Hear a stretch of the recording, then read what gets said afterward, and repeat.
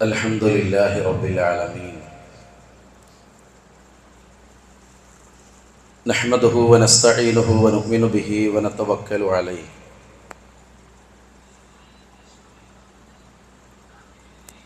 ونعوذ بالله من شرور أنفسنا ومن سيئات أعمالنا من يهده الله فلا مضل له ومن يضلل فلا هادي له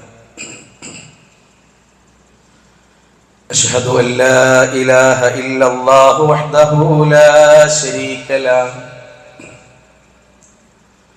وأشهد أن محمدا عبده ورسوله أرسله بالهدى ودين الحق ليظهره على الدين كله وكفى بالله شهيدا اللهم صل على محمد وعلى آل محمد كما صليت على إبراهيم وعلى آل إبراهيم إنك حميد مجيد أما بعد فإن خير الكلام كلام الله وخير الحديث كتاب الله وخير الهدي هدي محمد صلى الله عليه وسلم وشر الأمور محدثاتها وكل محدثة بدعة وكل بدعة ضلالة وكل ضلالة في النار أعوذ بالله من الشيطان الرجيم بسم الله الرحمن الرحيم يا أيها الذين آمنوا اتقوا الله حق تقاته ولا تموتن إلا وأنتم مسلمون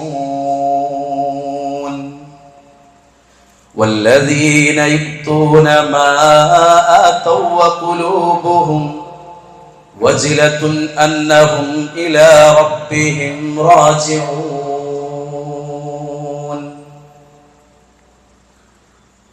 റഹ്മാനായ റഹീമായ എല്ലാം പൊറുക്കുന്ന അള്ളാഹുവിൻ്റെ കൽപ്പനാ നിർദ്ദേശങ്ങൾ പാലിക്കണേ എന്ന് സ്വന്തത്തെയും നിങ്ങളെയും ഉപദേശിക്കുകയാണ്, വസിയ്യത്ത് ചെയ്യുകയാണ്. കർമ്മങ്ങൾ ധാരാളമായി നിർവഹിക്കാനും നിർവഹിക്കുന്ന കർമ്മങ്ങൾ ഇസ്ലാം പഠിപ്പിച്ച മാനദണ്ഡങ്ങൾക്കനുസരിച്ച് നിർവഹിക്കാനും ചെയ്ത നന്മകളെ ജന്നത്ത് വരെ കൂട്ടാനുമുള്ള തൗഫീഖ് റഹ്മാനായ റബ്ബ് നമുക്ക് തൗഫീഖിനെ പ്രദാനം ചെയ്യുമാറാകട്ടെ. ചോദ്യകർത്താവ് നമ്മുടെ ഉമ്മ ആയിഷ ബീവിയായിരുന്നു. ചോദിക്കപ്പെട്ടത് നമ്മുടെ മുത്ത് റസൂൽ സ്വല്ലല്ലാഹു അലൈഹി വസല്ലമയോടായിരുന്നു.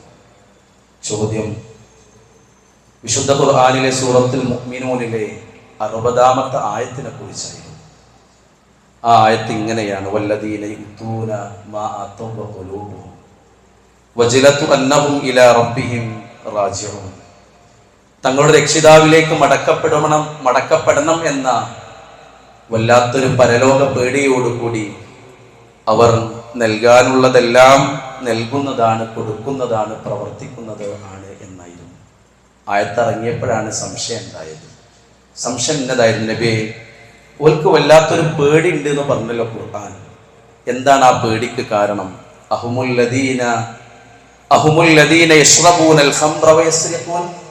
അവർ മദ്യപിക്കുന്നവരും മോഷ്ടിക്കുന്നവരുമാണോ? പിന്നെ എന്താ അവർക്കൊരു പേടി എന്നായിരുന്നു. കാരണം ആയത്തിൽ അള്ളാഹ് പറഞ്ഞത് കുറച്ചൊരു പേടിയോട് കൂടി കൊടുക്കുന്നവരും ഇബാദത്തുകൾ നിർവഹിക്കുന്നവരും എന്നായിരുന്നു. ആയിഷ ബീവിക്ക് മനസ്സിലാകാതെ വന്നപ്പോൾ ആ ചോദിച്ചു, എന്താണ് ആ പേടിൻ്റെ കാരണം എന്നാണ്. അപ്പോൾ റസൂൽ സല്ലല്ലാഹു അലൈഹി വസല്ലം തിരിച്ചു കൊടുത്തൊരു മറുപടിയുണ്ട്. ലാ യാ ബിൻത സിദ്ദീഖ്, സിദ്ദീഖിൻ്റെ മകൾ ആയിഷ, ഓല പേടിൻ്റെ കാരണം അവർ കള്ളുടിക്കുന്നതുകൊണ്ടോ അതല്ലെങ്കിൽ അവർ മോഷ്ടിക്കുന്നത് കൊണ്ടോ അല്ല. അവരങ്ങനെയുള്ള ആൾക്കാരല്ല. പിന്നെ എന്താ അവരുടെ പേടി? വലാകിന്നഹുമുല്ലദീന യസൂമൂന വയുസല്ലൂന വയതസദ്ദഖൂൻ. നിസ്കരിക്കുന്നവരാണ്, നോമ്പെടുക്കുന്നവരാണ്, സദഖ കൊടുക്കുന്നവരാണ്. അവരുടെ പേടി വഹും യഖാഫൂന അല്ലാ യുഖ്ബല മിൻഹും, അവർ ചെയ്ത കർമ്മങ്ങൾ അല്ലാഹു സ്വീകരിക്കില്ലേ എന്നതാണ് അവരുടെ പേടി. മാത്രല്ല ഉലൈകല്ലദീന യുസാരിഊന ഫിൽ ഖൈറാത്ത്, അവർ ചില്ലറക്കാരല്ല, അവർ നന്മയുടെ വിഷയത്തിൽ അതിശീഘ്രം കുതിച്ചോടുന്നവർ കൂടിയാണ്. പക്ഷെ അവർക്കൊരു പേടിയുണ്ട്, അല്ലാഹ് കബൂലാക്കില്ലേ എന്നതാണ് അവരുടെ പേടി എന്നാണ് റസൂൽ സല്ലല്ലാഹു അലൈഹി വസല്ലം നൽകിയ മറുപടി. സ്വീകരിക്കുമോ, ഞാൻ ചെയ്തത് പൊളിഞ്ഞു പോകുമോ എന്നൊരു ഖൗഫ്, ഒരു പേടി ഒരു വിശ്വാസിയുടെ അടയാളമാണ് എന്നാണ് ആ ആയത്തിൽ അല്ലാഹു സുബ്ഹാനഹു വ തആല നമുക്ക് പഠിപ്പിച്ചു തരുന്നത്. പ്രിയപ്പെട്ടവരെ, കർമ്മം ചെയ്യുക എന്നുള്ളത് പരിശ്രമമാണ്. നിങ്ങൾക്കറിയോ, അതിനേക്കാളും ശ്രമമാണ് ചെയ്ത കർമ്മത്തെ നമ്മുടെ സ്വന്തം അക്കൗണ്ടിൽ നിലനിർത്തുക എന്നുള്ളത്. പലപ്പോഴും നമ്മൾ ആരും അത് ശ്രദ്ധിക്കാറില്ല. ഒരുപാട് നോമ്പെടുത്തു, ഒരുപാട് കൊടുത്തു, ഒരുപാട് ചെയ്തു, ആരും അറിയാതെ പടച്ച റബ്ബിന്റെ മുമ്പിൽ ഒരു പടപ്പ് പോലും അറിയാതെ എൻ്റെ ഖാലിഖിന്റെ മുമ്പിൽ ഞാൻ നിർവഹിച്ചു. ഇനി അത് എൻ്റെ അക്കൗണ്ടിൽ അല്ലാഹ് സ്വീകരിച്ചിട്ടുണ്ടോ, ഉണ്ടെങ്കിൽ അതവിടെ നിലനിർത്തുക എന്നുള്ളത് കൂടി ഒരു അധ്വാനമാണ് എന്നാണ്. നിങ്ങൾക്കറിയോ, അബൂ ദർദാ റളിയല്ലാഹു അൻഹു നബിന്റെ സ്വഹാബിയാണല്ലോ. അദ്ദേഹം പറയാണ്, ലവ അലം അന്നല്ലാഹ തഖബ്ബല മിന്നി റക്അതൈൻ, പടച്ച റബ്ബ് എന്നിൽ നിന്ന് ഒരു 2 റക്അത്ത് സ്വീകരിച്ചിരിക്കുന്നു എന്ന് ഞാൻ അറിഞ്ഞിരുന്നുവെങ്കിൽ അഹബ്ബു ഇലയ്യ മിനദ് ദുനിയ വമാ ഫീഹാ, ദുനിയാവും അതിലുള്ളതിനേക്കാളും എനിക്കിഷ്ടം അതായിരുന്നു എന്ന്. 2 റക്അത്ത്, 4 സുജൂദുള്ള, 2 റുക്കൂഉള്ള 2 റക്അത്ത് അല്ലാഹു എന്നിൽ നിന്ന് സ്വീകരിച്ചിരുന്നുവെങ്കിൽ എന്ന് ഞാൻ അറിഞ്ഞിരുന്നുവെങ്കിൽ. അറിയാൻ നമുക്ക് ഒരു ഓപ്ഷൻ ഇല്ല പ്രിയപ്പെട്ടവരെ. അറിഞ്ഞിരുന്നുവെങ്കിൽ എനിക്ക് ദുനിയാവിനേക്കാളും ഏറ്റവും ഇഷ്ടം അതാകുമായിരുന്നു എന്ന് സലഫുകളിൽ പ്രധാനിയായ അബൂ ദർദാ റളിയല്ലാഹു അൻഹു നമ്മളോട് പഠിപ്പിച്ചു തരുന്ന പ്രിയപ്പെട്ടവരെ. പിശാചിന്റെ ലക്ഷ്യം എന്താണെന്നറിയോ? മരിക്കുന്ന അവസാന ശ്വാസം വലിക്കുന്നത് വരെയും നമ്മുടെ പിന്നാലെ കൂടി അവന്റെ ജീവിതത്തിന്റെ മുഴുവൻ ചെലവഴിക്കുന്നത് എന്തിനാണെന്നറിയോ? നമ്മളൊന്ന് വഴി തെറ്റിപ്പിച്ച് നരകത്തിലേക്ക് എത്താനാണ്. അവനെടുക്കുന്ന വർക്കുകളിൽ ഒന്നെന്താണെന്നറിയോ? നമ്മളെ കൊണ്ട് നന്മ ചെയ്യാതിരിപ്പിക്കാൻ. ആൾക്കാരെ കൂടുതൽ നന്മ ചെയ്യാത്തവരാ ദുനിയാവിൽ ഒരുപക്ഷെ കൂടുതൽ ഉണ്ടാവുക. ഒന്നാമത്തേത്, പിശാച് എടുക്കുന്ന പണിയെടുക്കാതിരിക്കാനാണ് പ്രേരിപ്പിക്കുന്നത്. നന്മകളും അള്ളാഹ്ക്കുള്ള ശുക്റുകളും ചെയ്യാതിരിക്കാൻ മനുഷ്യനെ പ്രേരിപ്പിച്ച് ഭൂരിഭാഗം വരുന്ന ആൾക്കാരെയും അവൻ അതിന്റെ ആൾക്കാരാക്കി. രണ്ടാമത്തത് എന്താണെന്നറിയോ? പണിയെടുക്കും, പക്ഷെ അള്ളാഹ് പറഞ്ഞ മാനദണ്ഡത്തിൽ എടുക്കാത്ത കുറെ ആൾക്കാരുണ്ട്. 100 മീറ്റർ ഓട്ടത്തിൽ എനിക്ക് ഫസ്റ്റ് കിട്ടി എന്ന് പറയണമെങ്കിൽ ആ 100 മീറ്ററിന് വേണ്ടി വരച്ച ട്രാക്കിൽ ഓടണം, ആ ട്രാക്കിന്റെ നിയമങ്ങൾ പാലിക്കണം. അതല്ലാതെ ഓന് തോന്നിയെടുത്ത് ഓടിയാൽ അവിടെ ഫസ്റ്റ് കിട്ടിയില്ല എന്ന് പരാതി പറയാൻ പറ്റില്ല. എന്ന് പറഞ്ഞതുപോലെ അള്ളാന്റെ അടുക്കൽ കർമ്മം സ്വീകരിക്കണമെങ്കിൽ അള്ളാഹ് വെച്ച മാനദണ്ഡങ്ങളുണ്ട്. ആ മാനദണ്ഡങ്ങൾ പാലിക്കാതെ പണിയെടുപ്പിക്കാൻ രണ്ടാമത്തെ ശ്രമമാണ് പിശാചിൻ്റെത്. അതിലും മുസ്ലിം സമുദായത്തിന്റെ ഉള്ളിലും പുറത്തുള്ള കുറെ ആൾക്കാർ അതിൽപ്പെട്ട് അങ്ങനെയും വഴിപിഴച്ചു. മൂന്നാമത്തേത് എന്താണെന്നറിയോ? അള്ളാഹ് വെച്ച എല്ലാ മാനദണ്ഡങ്ങളും സ്വീകരിക്കും. അവരെല്ലാ മാനദണ്ഡങ്ങളും സ്വീകരിച്ച് അവർ കർമ്മം ചെയ്യും. അടുത്ത ഓപ്ഷൻ എന്താണെന്നറിയോ? പിശാചിന്റെ.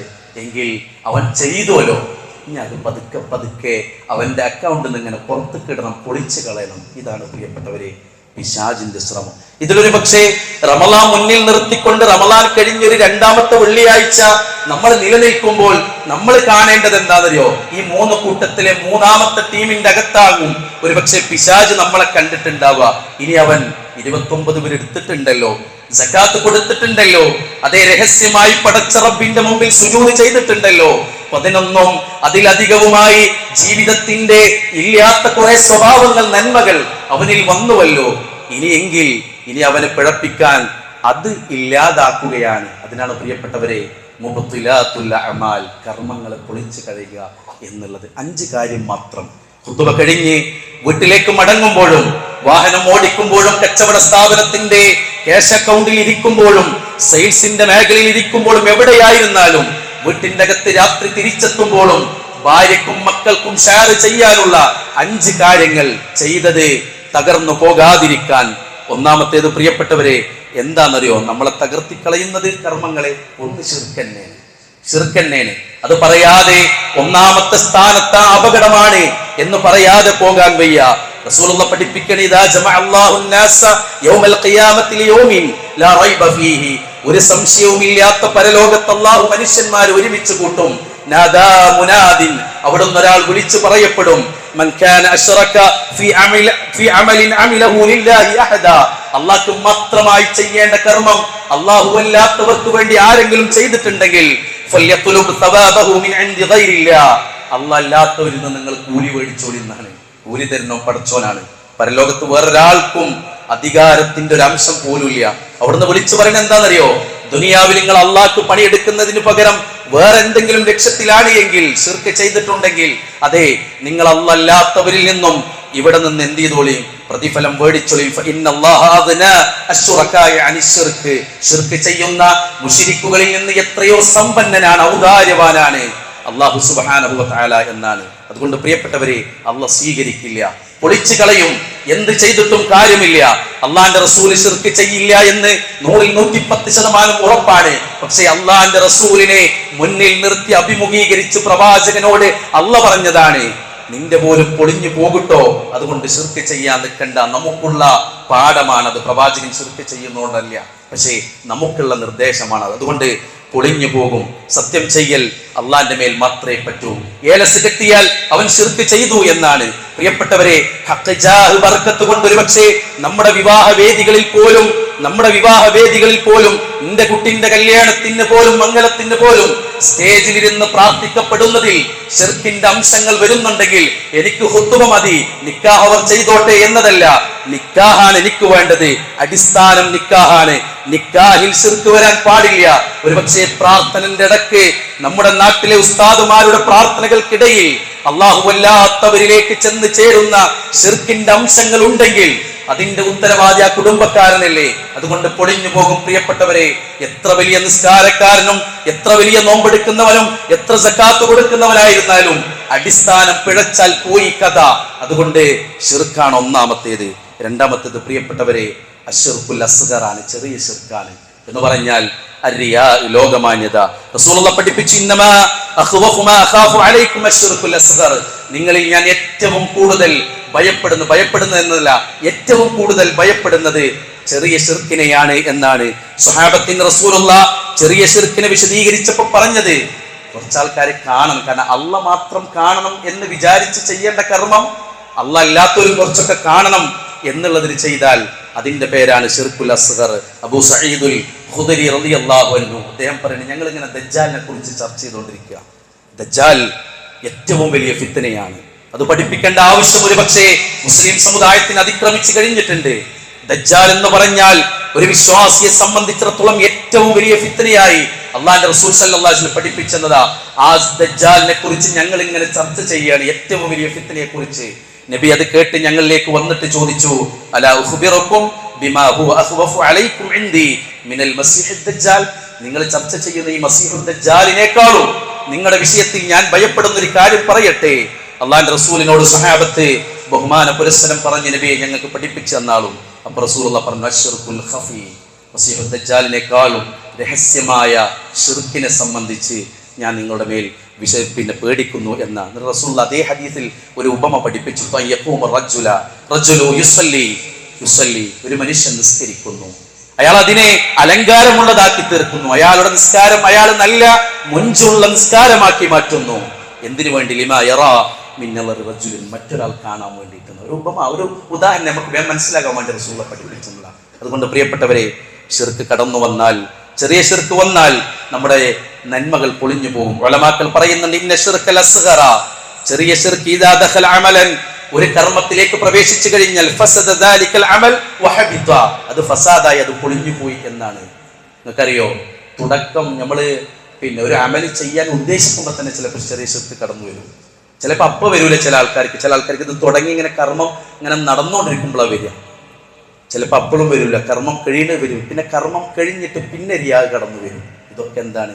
ഇതൊക്കെ പ്രശ്നമാണ്. അതുകൊണ്ട് A to Z റിയാഇനകത്തി നിർത്തിയിട്ടില്ലെങ്കിൽ നമ്മളെ പൊളിഞ്ഞു പോകുന്നു മാത്രമല്ല, അള്ളാഹുവിന്റെ റസൂൽ പേടിച്ച ആ മഹാ അപകടം നമ്മുടെ ജീവിതത്തിൽ നടക്കും. മൂന്നാമത്തത് പ്രിയപ്പെട്ടവരെ, പൊളിഞ്ഞു പോകുന്നത് എന്താണെന്നറിയോ? പൊളിച്ച് കളയുന്നത് അൽ മന്നി വൽ അദാ, എടുത്തു പറയൽ, കൊടുത്തതും സഹായിച്ചതും ഒക്കെ എടുത്തു പറയൽ. വിശുദ്ധ ഖുർആന്റെ നേരെ ടെക്സ്റ്റാണ് യാ അയ്യുഹല്ലദീന ആമനു, നമ്മളെ വിളിച്ചത്. കാരണം നമ്മളാണ് കർമ്മം ചെയ്യുന്നവർ.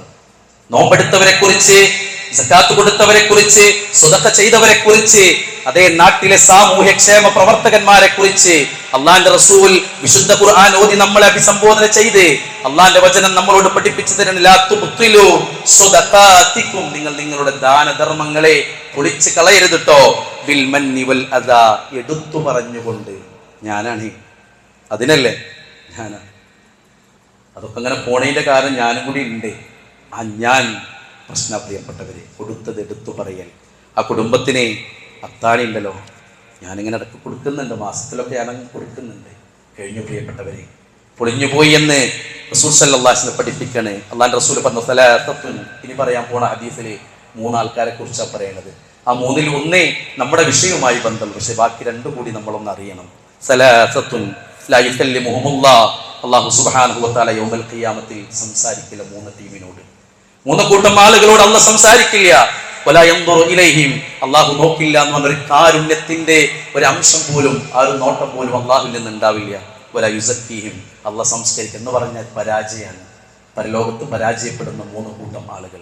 ഇത് കേട്ടപ്പോ റസൂലുള്ളാഹി ഒന്നുകൂടി വലഹും അദാബുൻ അലീം, അവർക്ക് വേദനാജനകമായ ശിക്ഷയാണ്. ഈ സാധനം റസൂലുള്ളാഹി 3 തവണ ആവർത്തിച്ചു പറഞ്ഞു. ഒരു തവണ തന്നെ അള്ളാന്റെ റസൂൽ പറഞ്ഞ അത് മതിയാവുന്നതാണ്, പക്ഷെ റസൂലുള്ളാഹി 3 തവണ ആവർത്തിച്ചു പറഞ്ഞു. ഈ ഹദീസ് റിപ്പോർട്ട് ചെയ്യുന്ന സുഹാബി അബൂദർ റളിയല്ലാഹു അൻഹു പറയണേ, ഞാൻ നബിയോട് ചോദിച്ചു, ഹാബു വഖസിറു മൻഹും യാ റസൂലല്ലാഹ്, നബിയേ ആ പൊളിഞ്ഞു കളയുന്ന അപകടകാരികളായ നഷ്ടക്കാരികൾ ഉണ്ടല്ലോ, വല്ലാതെ നഷ്ടം സംഭവിച്ചവർ ആരാണ് അവർ, ഞങ്ങൾക്കൊന്ന് പഠിപ്പിച്ചെന്നും റസൂലുള്ളാഹി എണ്ണി. ഒന്നാമത്തേത് അൽ മുസ്ബിൽ. അൽ മുസ്ബിൽ, എരിയാണിക്ക് താഴെ വസ്ത്രം പോകുന്ന ആൾക്കാരാണ്.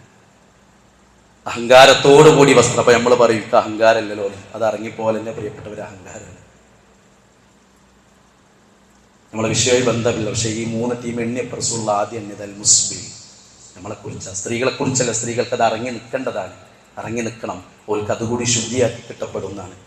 പുരുഷന്മാരെ സംബന്ധിച്ചിടത്തോളം റസൂലുള്ളാഹി പറഞ്ഞ ഹദീസിന്റെ ആദ്യ ഭാഗം റസൂലുള്ളാഹി 3 തവണ പറഞ്ഞിട്ടുണ്ട്.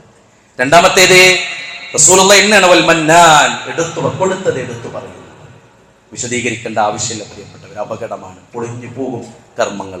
മൂന്നാമത്തേത് റസൂലുള്ളാഹി പഠിപ്പിച്ചത്, കച്ചവടക്കാർ കൂടുതലുള്ള ഒരു ടൗൺ പള്ളിയിൽ ഏറ്റവും അനുയോജ്യമായ ഒരു വാചകമാണ് റസൂലുള്ളാഹി ഉപയോഗിച്ച്, വൽ മുനഫിഖ് സിലഅതുഹു ബിൽ ഹലഫിൽ കാദിബ്, കള്ളസത്യം ചെയ്ത് തൻ്റെ ചരക്ക് വിറ്റഴിക്കുന്നവരാണെന്നാണ്. സത്യമല്ല, കള്ളസത്യം ചെയ്ത് തൻ്റെ ചരക്ക് അറിയാതെ പോലും ഒരു കുഴപ്പമില്ല, ഗ്യാരണ്ടി അല്ലേ എന്നാണ്.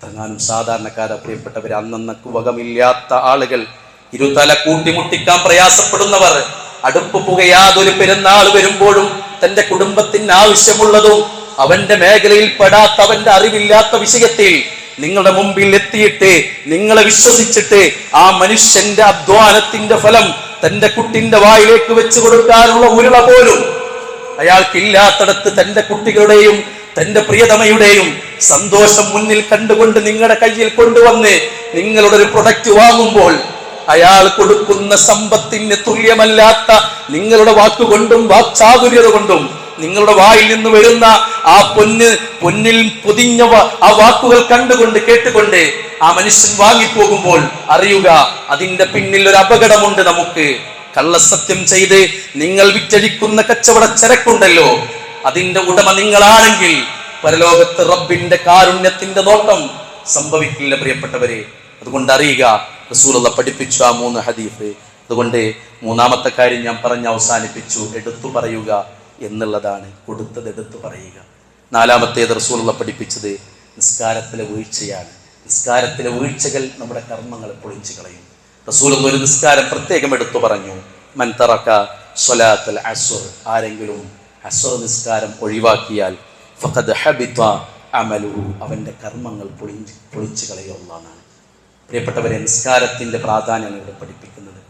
അല്ലാഹുവിന്റെ റസൂൽ പഠിപ്പിച്ചു, അഖറബു മാ യകൂനുൽ അബ്ദു മിൻ റബ്ബിഹി വഹുവ സാജിദുൻ, ഒരു പടപ്പ് തന്റെ പടച്ചവനുമായി ഏറ്റവും അടുത്ത് നിൽക്കുന്ന ഒരു സാഹചര്യം സുജൂദാണ് എന്നാണ്. നമ്മുടെ റബ്ബ്, നമ്മുടെ ഉടമയുണ്ടല്ലോ, ആ ഉടമയുമായി നമ്മൾ ഏറ്റവും അടുത്ത് നിൽക്കുന്ന ഒരു സംഗതി. നമ്മൾ അള്ളാഹിന്റെ മുമ്പിൽ ഒക്കെ പണയം വെച്ചൊക്കെ കൊടുത്ത്, ഞാൻ ഒന്നുമില്ല റബ്ബേ, എന്റെ കയ്യിൽ ഒന്നുമില്ല, നീയാണ് ഔദാര്യവാൻ, നിന്റെ ഫളില്ലെങ്കിൽ ഒരു ഇമ വെട്ടുന്ന സമയം പോലും എന്റെ കയ്യിലില്ല. അതുകൊണ്ട് റബ്ബേ, മുഴുവനും നിന്റെ അടുക്കലാണെന്ന് എല്ലാ നിലക്കും താഴ്മയോടുകൂടി തന്റെ റബ്ബിന്റെ മുമ്പിൽ നെറ്റിവെക്കുന്ന സമയമാണ് പടച്ചവനുമായ ഒരു പടപ്പ് ഏറ്റവും അടുത്ത് നിൽക്കുന്നതെന്ന് അള്ളാഹുവിന്റെ റസൂൽ സല്ലല്ലാഹു അലൈഹി വസല്ലമ നമുക്ക് പഠിപ്പിച്ചു തരാണ്. പിശാചിനെ പരാജയപ്പെടുത്താനുള്ള ഏറ്റവും വലിയൊരു ആയുധം പഠിപ്പിച്ചെടുത്തും അള്ളാഹുവിന്റെ റസൂൽ പറഞ്ഞു, നിങ്ങൾ സുജൂദ് ചെയ്യുമ്പോ പിശാച് പൊട്ടി പൊട്ടി കരയുന്നുണ്ട് എന്നാണ്. എന്നിട്ട് റസൂലുള്ള പറയുന്നുണ്ട്, പിശാച് പറയുമത്രേ, അതാ അടിമ, അള്ളാഹുവിന്റെ അടിമ അവനോട് സുജൂദ് ചെയ്യാൻ പറഞ്ഞപ്പോൾ അവൻ സുജൂദ് ചെയ്തു, അവന് സ്വർഗമുണ്ട്. എന്നോട് സുജൂദ് ചെയ്യാൻ പറഞ്ഞപ്പോൾ ഞാൻ ധിക്കരിച്ചു, എനിക്ക് നരകമാണല്ലോ എന്നും പറഞ്ഞ് പിശാച് പൊട്ടി പൊട്ടി കരയുമെന്ന് അള്ളാഹുവിന്റെ റസൂൽ സല്ലല്ലാഹു അലൈഹി വസല്ലം നമ്മളോട് പഠിപ്പിച്ചു. പ്രിയപ്പെട്ടവരെ, പരാജയപ്പെടുത്താൻ നമുക്ക് പിശാചിന് സുജൂദ് കൊണ്ട് എന്നാണ്. അതുകൊണ്ട് നിസ്കാരത്തിന്റെ പ്രാധാന്യം പഠിപ്പിച്ചു തരേണ്ട ആവശ്യമില്ല. റസൂൽ സല്ലല്ലാഹു അലൈഹി വസല്ലം വിമർശിക്കപ്പെട്ടു. വല്ലാത്ത കൂരമ്പുകൾ മനസ്സിന്റെ അകത്തേക്ക് മുശ്രിക്കുകൾ എഴുതുവിട്ടു. റസൂലുള്ളാഹിക്ക് മനസ്സ് വല്ലാതെ വേദനിച്ചു, വല്ലാത്ത പ്രതിസന്ധി ഉണ്ടായി, മാനസികമായി തളരെയാണ് റസൂലുള്ളാഹ്. ആ സമയത്ത് അള്ളാഹ് ഇറക്കിയ ഒരു ആയത്തില് അള്ളാഹ് പറയുന്നുണ്ട്, വലഖദ് നഅലം അന്നക യളീഖു സദ്റക ബിമാ യഖൂലു. നബിയേ, അവർ പറയുന്ന വാചകങ്ങൾ കൊണ്ട് നിങ്ങളെ മനസ്സ് വല്ലാതെ പ്രയാസം ഉണ്ടാക്കുന്നുണ്ട് എന്ന് നാം അറിയുന്നുണ്ട്.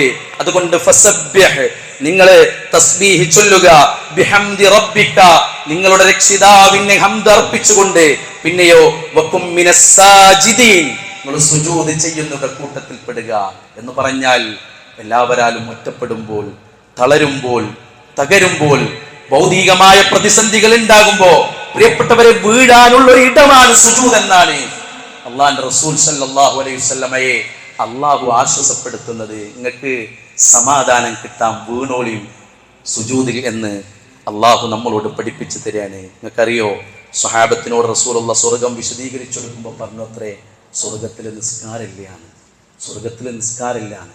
സ്വഹാബത്ത് തിരിച്ചു ചോദിച്ചു അത്രേ, അള്ളാഹുവിന്റെ റസൂലെ, നിസ്കാരമില്ലാത്തൊരു സ്വർഗം എന്നാണ്. അത്രമാത്രം നിസ്കാരത്തെ നെഞ്ചിലേറ്റിയ സ്വഹാബത്ത് ചോദിക്കാണ്, അല്ലേ, നിസ്കാരമില്ലാത്തൊരു സ്വർഗവും, ഏറ്റവും വലിയ ആസ്വാദനമായ നിസ്കാരമില്ലാത്തൊരു സ്വർഗവും എന്ന് സ്വഹാബത്ത് റസൂലുള്ളാഹിനോട് തിരിച്ചു ചോദിച്ചു എന്ന് നമുക്ക് വായിക്കാൻ കഴിയുന്നുണ്ട്. പ്രിയപ്പെട്ടവരെ, നിസ്കരിക്കാത്തൊരു ഈ കൂട്ടത്തിൽ ആരുമില്ല. അതുകൊണ്ട് നിസ്കരിക്കണം എന്ന് പറയാനല്ല ഈ പോയിന്റ് ഞാൻ പറഞ്ഞത്. എന്താണെന്നറിയോ, നിസ്കരിക്കുക എന്നുള്ളതിലപ്പുറം അത് സമയബന്ധിതമാക്കുക എന്നുള്ളത്. നോക്കിങ്ങൾ, ഷോപ്പിൽ വർക്ക് ചെയ്യുന്ന ഒരുപാട് മനുഷ്യന്മാർ ഈ കൂട്ടത്തിലുണ്ട്, കച്ചവടക്കാർ ഈ കൂട്ടത്തിലുണ്ട്, ഓഫീസർമാരുണ്ട്, അല്ലാത്ത സാധാരണക്കാർ, എല്ലാ ആബാലവൃദ്ധം ജനങ്ങളും ഒരുമിച്ച് കൂടുന്ന നമ്മുടെ പള്ളിക്കകത്ത് പ്രിയപ്പെട്ടവരെ, നമുക്ക്, ഞാനടക്കമുള്ള നമുക്കെല്ലാവർക്കും നെഞ്ചത്ത് കൈവച്ച് റമദാൻ കഴിഞ്ഞിട്ട് ഇപ്പോൾ ഒരാഴ്ച കൊണ്ട് പിന്നിടുകയാണല്ലോ, കൃത്യമായിട്ട് ഞാൻ സമയം തെറ്റാതെ നിസ്കരിക്കാൻ എനിക്ക് കഴിഞ്ഞിട്ടുണ്ടെന്ന് പറയാൻ നമ്മുടെ പള്ളിയിൽ എത്ര ആൾക്കാരുണ്ട്. പ്രിയപ്പെട്ടവരെ,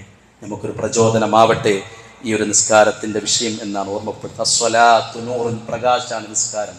ഭൗതിക ജീവിതത്തിൽ ഇരുട്ടിൻ്റെ വഴികളിൽ നമുക്ക് വെളിച്ചം കാണിച്ചു തരുന്ന വല്ലാത്തൊരു പ്രകാശാണ് പ്രിയപ്പെട്ടവരെ. അള്ളാഹു സ്വീകരിക്കുമാറാകട്ടെ.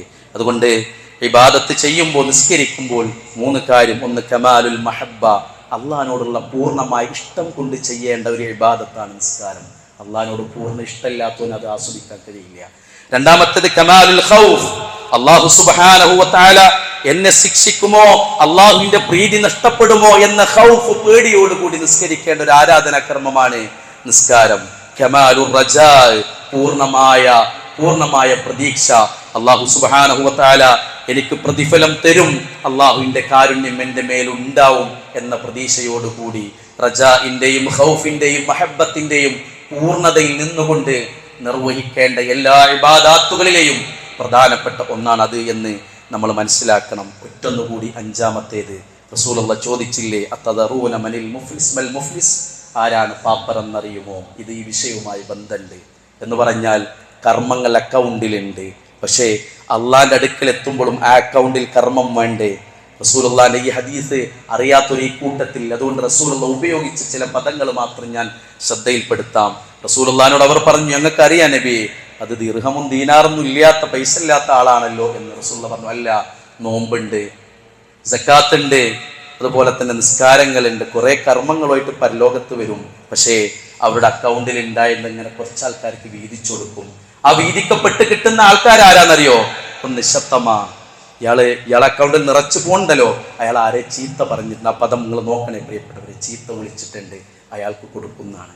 സക്കാത്ത് കൊടുക്കും. അധ്വാനം ദീർഘമായ കാലത്ത് ഒരു കൊല്ലം ഇങ്ങനെ ഹൗലെത്തിയിട്ട് ഉണ്ടാക്കിയതിൽ നിന്ന് ഇങ്ങനെ കൊടുത്തതേ ഉള്ള പറയാണ് കൊടുക്കും. നമ്മളാൽ ചീത്ത വിളിക്കപ്പെട്ടവരാരാ? ഭാര്യ ചീത്ത വിളിക്കപ്പെട്ടിട്ടുണ്ട്, ഓൾ കിട്ടും. പ്രിയപ്പെട്ടവര്, കുട്ടികൾ ചീത്തക്കർഹരാണോ? നമ്മളെ മക്കളെ ചീത്ത വിളിക്കുന്നിടത്ത് നമ്മള് ഓർമ്മയിലേക്ക് വരേണ്ട ഹദീസ. നമ്മുടെ സഹപ്രവർത്തകർ, നമ്മുടെ കീഴ് ഉദ്യോഗസ്ഥന്മാർ, കീഴ് ജീവനക്കാർ, ഒരേ സംഘടനയിലുള്ളവർ, അപ്പുറത്തെ പാർട്ടിയിലുള്ളവർ. തെരഞ്ഞെടുപ്പിന്റെ കാലമാണ്. നമ്മളാൽ ചീത്ത വിളിക്കപ്പെട്ടവൻ പരലോകത്ത് നമ്മൾ ഉണ്ടാക്കിയതും കൊണ്ട് പോകുന്നൊരവസ്ഥ. ഒന്ന് റസൂല്. രണ്ടാമത്തത് ഖദഫ, ആരോപണം നടത്തിയ ആൾ എന്നാണ്. എൻ്റെ കൂടെ ജീവിക്കുന്ന ഒന്നാം തെറ്റിയപ്പോ പിന്നെ ആരോപണത്തിന്റെ ഒരു ഏറും തല്ലോ. പ്രിയപ്പെട്ടവരെ, ആരോപണം നടത്തിയവർ, ഒരേ സംഘടനയിലുള്ളവർ, ഒരേ സൊഫിൽ നിന്ന് നിസ്കരിച്ചവർ, എതിർ പാർട്ടിയിലും എതിർ സംഘടനകളിലും അല്ല, സ്വന്തം കുടുംബത്തിലും കൂടപ്പറപ്പുകളെ കുറിച്ച് പോലും ആരോപണം നടത്തിയാൽ അയാൾ കണ്ട് കൊടുക്കും. പ്രിയപ്പെട്ടവരെ, രാത്രിയേറെ നിസ്കരിച്ചതുണ്ടല്ലോ, കൊടുക്കും. മൂന്നാമത്തേത് മാല് തിന്നോരാണ്. പല നിലക്കൊണ്ട് വിശദീകരിക്കേണ്ട ആവശ്യമില്ല. അന്യന്റെ ഒരു 10 പൈസ പെട്ടിട്ടുണ്ടെങ്കിൽ ആ 10 പൈസക്ക് നമ്മൾ അധ്വാനിച്ച നമ്മുടെ കണ്ണീരിന്റെ വില പരലോകത്ത് കൊടുക്കേണ്ടി വരും. അടുത്തത് രക്തം ചിന്തിയവരാണ്, ആക്രമിക്കപ്പെട്ടവർക്ക് കൊടുക്കേണ്ടത്. നമ്മളാൽ ആക്രമിക്കപ്പെട്ടവർക്ക് നമ്മുടെ സ്വത്തിൽ നിന്ന്, അധ്വാനത്തിൽ നിന്ന്, നമ്മുടെ കർമ്മങ്ങളിൽ നിന്ന് നമ്മൾ എടുത്തു കൊടുക്കുന്നതാണ്. പിന്നെ റബ, അടിച്ചോരാണ് എന്നാണ് കൊടുക്കും. ഇതൊക്കെ കൊടുത്തതിന് റസൂലുള്ളാഹിന്റെ ഹദീസ് നമുക്കറിയാലോ. അത് അവസാനം പറഞ്ഞത്, എന്നിട്ടും മൂപ്പർക്ക് കൊടുത്ത് തീർന്നിട്ടില്ലെങ്കിൽ പിന്നെ ആർക്കാണോ ഞാൻ കൊടുക്കാൻ ബാക്കിയുള്ളോ അയാൾക്കാരെ തിന്മെടുത്ത് ഇയാളെ മേൽക്കിടും, എന്നിട്ട് ഇയാളെ നരകത്തേക്ക് വിടുന്നതാണ്. ഇല്ലാത്തവരല്ല, എല്ലാം ഉണ്ട്, പക്ഷെ അവിടെ എത്തിയപ്പോൾ പോയി എന്നാണ്. അതുകൊണ്ട് പ്രിയപ്പെട്ടവരെ, നന്മകൾ സ്വന്തം അക്കൗണ്ടിൽ നിലനിർത്തുക എന്നുള്ളത് കഠിന പ്രയത്നമാണ്. ചെയ്ത നന്മകൾ ജന്നത്ത് വരെ കൂടെ കൂട്ടി ചേർത്ത് നിർത്തി സ്വർഗത്തിന്റെ കവാടത്തിലെത്തി വലത് കാല് വെക്കുന്നത് വരെയും ഉണ്ടാക്കിയ സമ്പാദ്യം അത് അക്കൗണ്ടിൽ നിലനിർത്താനുള്ള ശ്രമം നമ്മുടെ അടുത്തുനിന്ന് ഉണ്ടാകണം. അള്ളാഹു അതിനുള്ള തൗഫീഖും ബുദ്ധിയും വിവരവും പക്വതയും പാകതയും ക്ഷമയും അള്ളാഹു നമുക്ക് പ്രദാനം ചെയ്യുമാറാകട്ടെ.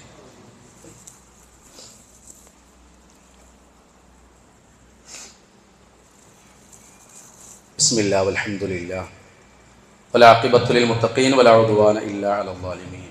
ഉസ്സല്ലി വഉസല്ലിമു അലാ ഖാതമിൽ അംബിയാഇ വൽ മുർസലീൻ വഅലാ ആലിഹി വസ്വഹാബിഹി അജ്മഈൻ. അമ്മാ ബഅദ്. ഇത്തഖൂ ഇബാദല്ലാഹ്.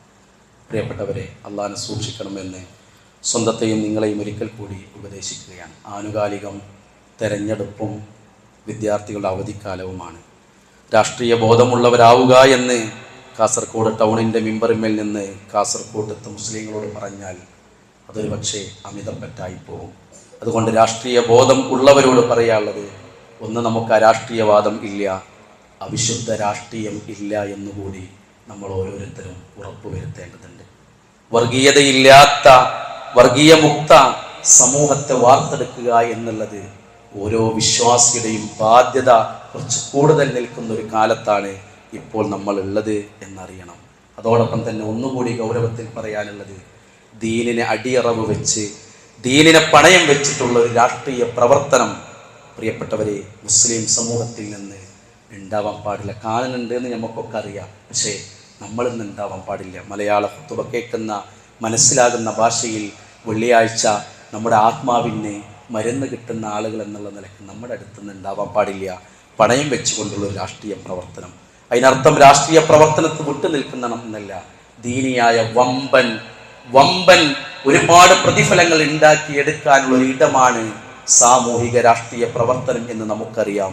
ആ നിലക്ക് നമ്മൾ അവിടെ ഉണ്ടാവണം. പക്ഷേ ദീനിനൊരു നിലക്കും അടിയറവ് പറയരുത്. വാക്കിലും വാഗ്ദാനത്തിലും ദീന് വേണം.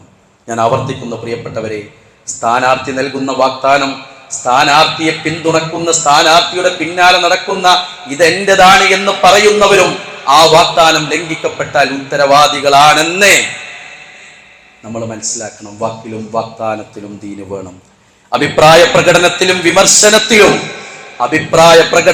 വിമർശനത്തിലും ദീന് വേണം. പ്രിയപ്പെട്ടവരെ, വാർത്താ പ്രചരണത്തിലും സോഷ്യൽ മീഡിയയിലും ദീന് വേണം എന്ന് നമ്മൾ അടിസ്ഥാനപരമായി മനസ്സിലാക്കുക. സ്ത്രീ പുരുഷ